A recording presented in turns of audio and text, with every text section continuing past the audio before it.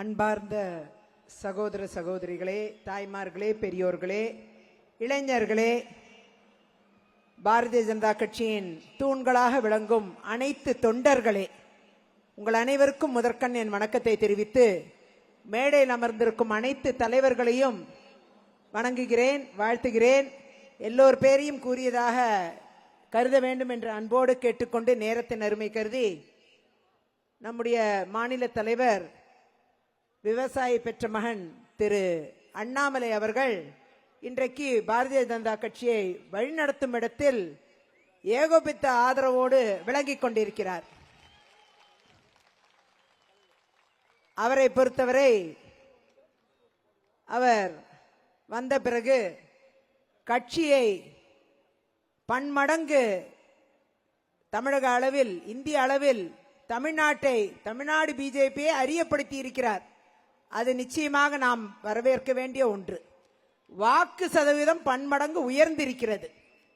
அதே போல அக்கா தமிழிசை அவர்கள் தலைவராக இருந்த காலத்திலும் பாஜகவை விமர்சனம் செய்ய வேண்டும் என்று துடித்துக் கொண்டிருந்தவர்களுக்கு சரியான பதிலடியை கொடுத்திருக்கிறார். அவர் பணியை சிறப்பாக செய்திருக்கிறார். அதே போல அமைச்சராக இருக்கும் திரு முருகன் அவர்கள் தலைவராக இருந்த காலகட்டத்திலும் அவருடைய பணியை அவர் சிறப்பாக செய்திருக்கிறார். இதுபோல பாரதிய ஜனதா கட்சி எங்கே என்று கேள்வி கேட்ட எல்லாருக்கும் இவர்கள் பதிலளிக்கும் விதமாக கட்சியை உயர்த்தி பிடித்து இன்றைக்கு திரு அண்ணாமலை அவர்களின் தலைமையில் இன்றைக்கு கட்சி மிகப்பெரிய ஆதரவோடு தமிழகத்தில் உலா வந்து கொண்டிருக்கிறது என்பதுதான் மகிழ்ச்சியான ஒரு விஷயம். அதன் ஒரு வெளிப்பாடு மட்டுமல்ல, தேசிய அளவில் பிரதமர் மோடி அவர்களின் செயல்பாடு இன்றைக்கு உலக நாடுகளே பிரமிக்கும் அளவிற்கு, உலக நாட்டில் நடக்கக்கூடிய போர் எதுவாக இருந்தாலும் அதை தட்டி கேட்கும் இடத்தில் மட்டுமல்ல, சமாதானப்படுத்தும் இடத்திலும் பிரதமர் அவர்கள் தான் இருந்து கொண்டிருக்கிறார் என்பதில் இருவேறு கருத்து உலக நாடுகளில் யாருக்குமே இருக்க வாய்ப்பு இல்லை. அப்படிப்பட்ட இடத்தில் விஸ்வகுருவாக இந்தியாவை மாற்றும் இடத்தில் பிரதமர் அவர்களின் உழைப்பு என்பது யாரும் எள்ளி நகையாடி பேசினாலும் அதை துச்சமாக மதித்து என் பணி உழைப்பதே என்பதை தலையாய பணியாக எடுத்துக்கொண்டு அவர் உலகம் முழுவதும் சுற்றி வருகிறார், நாட்டை உயர்த்தி பிடிக்கிறார்.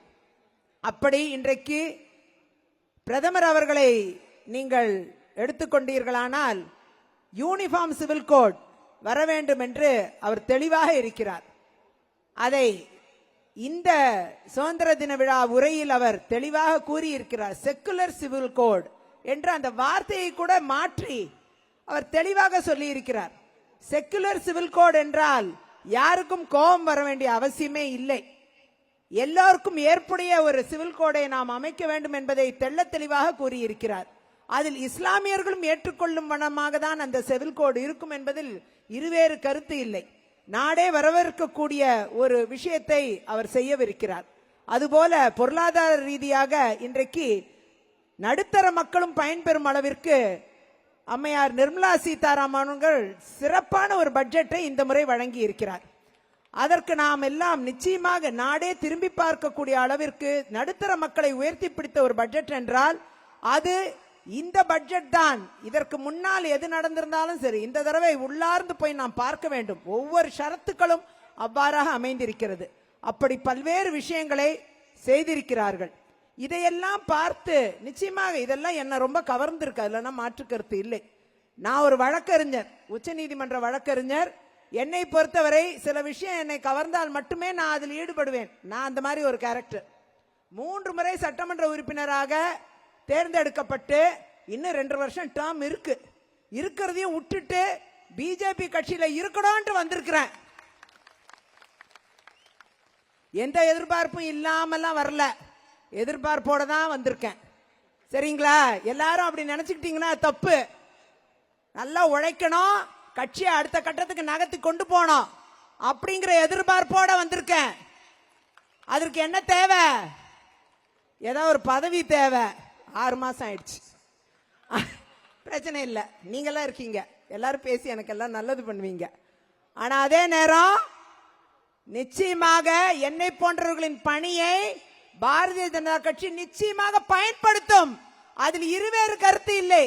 எனக்கு நல்லா தெரியும் நான் எப்படி பேசணும், உங்களுக்கு எல்லாம் நல்லா தெரியும். நியாயத்துக்கு மட்டுமே தான் நிற்பேன். விநாயகன் எனக்கு நல்லா தெரியும். கேசவநாயகனுக்கு எங்க தொகுதி அவர் சொந்த வீடு அங்கதான் இருக்கு. ஆனா பாவம் அவர் வீட்டுல ஒரு நாள் கூட இருந்தது இல்ல. எப்பயுமே நாடு நாடுன்னு சுத்திக்கிட்டே இருப்பாரு. அப்படிப்பட்ட ஒருத்தர் என் தொகுதி என்னை பல ஆண்டு கால எம்எல்ஏவா பார்த்தவர். அவர் நம்ம தொகுதியில இருந்து இருக்காரு. ஆகையால என்னை தெரிந்த ஒரு முதல் நபர் கேசவநாயகன் தான். அது மாதிரி எனக்கு அந்த பெருமை உண்டு.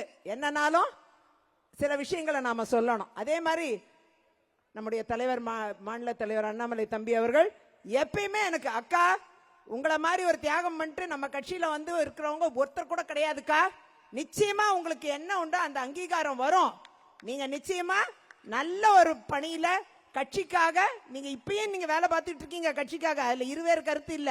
ஆனா அதே நேரம் உங்களை கட்சி சரியாக பயன்படுத்தும் என்று ஒவ்வொரு முறையும் சொல்லிட்டே இருப்பார். எனக்கு ரொம்ப நம்பிக்கை. நிச்சயமா அவங்க என்ன நல்லா பயன்படுத்துவாங்க. அண்ணன் கரெக்ட் அண்ணன் கரெக்ட்னு நினைக்கிறேன். அந்த வகையில வந்து தமிழிசை அக்காவும் இருக்காங்க. பெண்களை கைவிட மாட்டாங்க. அந்த வகையில ரொம்ப எதிர்பார்ப்போட நான் வந்து இந்த மேடையில ஒண்ணு நாம கட்சி பணி ஆற்ற வந்திருக்கோம். அதே மாதிரி தேச பணி ஆற்ற வந்திருக்கோம். இந்த ரெண்டுத்திலையும் என்னை போன்றவர்களை மட்டுமல்ல அதிகமான பெண்களை ஈடுபடுத்த வேண்டும். இதுதான் காங்கிரஸ் கட்சியில இந்த தப்பு பண்ணாங்க. அதை தட்டி கேட்டேன். பெண்களுக்குன்னு எந்த இடமும் கிடையாது. பெண்களுக்கு லீடர்ஷிப் கிடையாது. ஏன்னா பெண்களுக்கு லீடர்ஷிப் குவாலிட்டி கிடையாதான். அப்படிப்பட்ட சொல்ற கட்சியில நாம எதுக்கு இருக்கணும்? அதனாலதான் நான் பாரதிய ஜனதா கட்சியில தமிழிசை அக்காவை லீடர் ஆக்கினாங்க. அதே மாதிரி நிர்மலா சீதாராமன் அமைச்சர் ஆக்கினாங்க. சாதாரண அமைச்சரா? பொருளாதாரத்துறையும் பாதுகாப்பு துறையும் அவங்க கையில கொடுத்தாங்க. ஒரு பெண்ணை நம்பி கொடுத்தாங்க. அப்படிப்பட்ட உதாரணங்கள் பாரதிய ஜனதா கட்சியில இருக்கு. இதெல்லாம் பார்த்துதான் என்னை போன்றவர்கள் நிச்சயமாக நம்மை போன்ற உழைப்பாளிகள் திறன் படைத்த பெண்களை நிச்சயமாக பாரதிய ஜனதா கட்சி பயன்படுத்தும் என்பது இருவேறு கருத்து இல்லை. ஆகையால் உங்களுக்காக பணியாற்ற நான் இருக்கிறேன் என்று பாரத பிரதமர் தினந்தோறும் சொல்லிக் கொண்டிருக்கிறார்.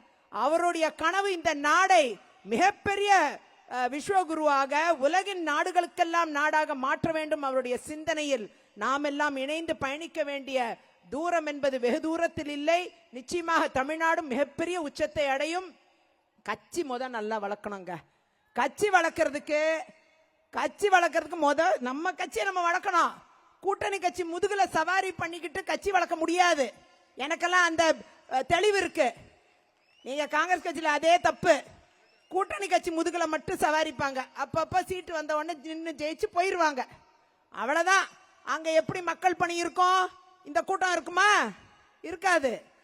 நான் சொல்றதெல்லாம் முதல்ல நம்ம கட்சியை நம்ம வளர்க்கணும். கூட்டணியை பத்தி அப்புறம் யோசிக்கணும். தப்பு இல்லை. கூட்டணி எது வேணா வருங்க. எந்த கூட்டணி வேணா வரும். அதெல்லாம் இப்ப நம்ம சொல்ல முடியாது. ஆனால் அதே நேரம் வெற்றி கூட்டணியாக பாஜக இருக்கும் என்பதில் இருவேறு கருத்து இல்லை.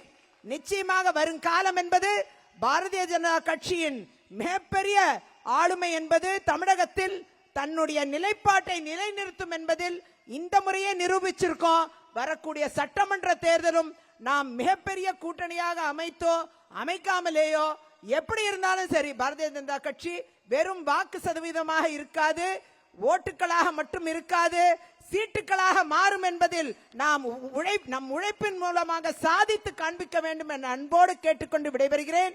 நன்றி, வணக்கம்.